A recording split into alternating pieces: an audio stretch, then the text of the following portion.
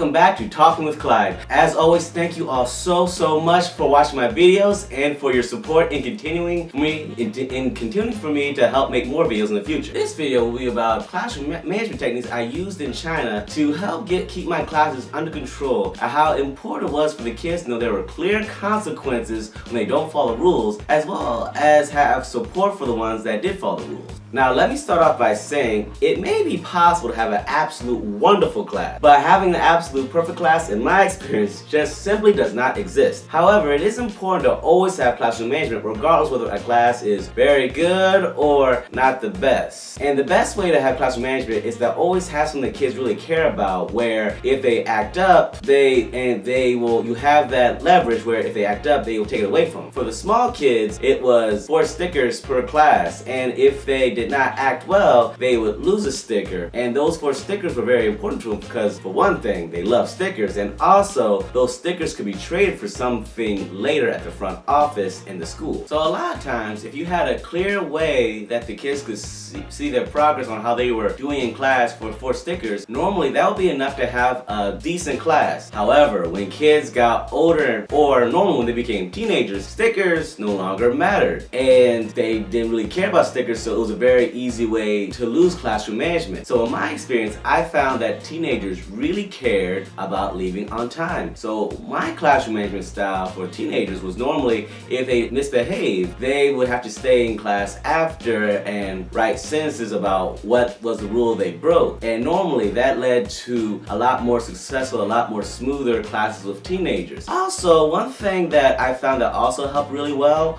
was to give them opportunity to make up that time or to regain that sticker for positive reinforcement when I give them opportunities to, leave on time or subtract time they have to stay in class, or if they were kids, regain the sticker, and I give them that opportunity, and that would lead to them performing sometimes the best in that entire class. So for a lot of successful classroom management, I would say it's good to have clear consequences that will happen if they don't behave, as well as positive reinforcement to encourage good behavior. And that's the main things I found that work very well in China, and I have a feeling many teachers would agree with that for most classes in this world or any school. And if anyone has any ideas for classroom management, please leave your comments down below. Now, the hardest classes to teach were the classes where the kids did not care about the rules, stickers, or even leaving on time. Some kids desired so much attention that they just caused trouble just to get attention from everyone, including the teacher, which in that case was me. And some kids would just roll over the floor, hiding under their chairs. They would just, out of nowhere, just cry for no reason at all. And if you asked them why, or I got my assistant to ask them, they would just say, I have no idea. And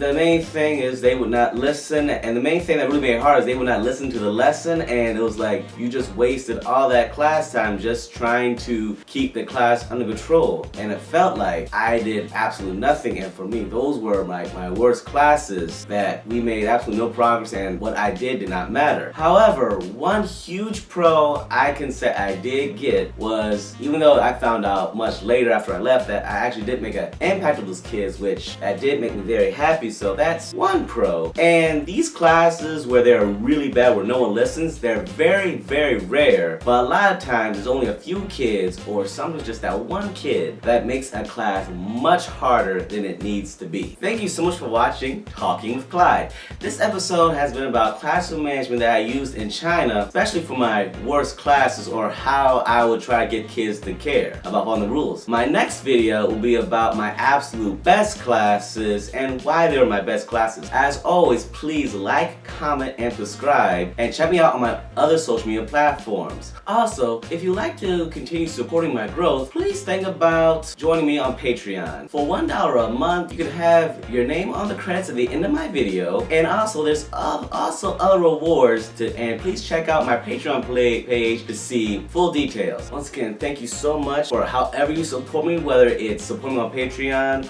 or watching my videos. You guys are the best. I hope you all have a terrific day. Take care. I'll see you next time. Bye-bye.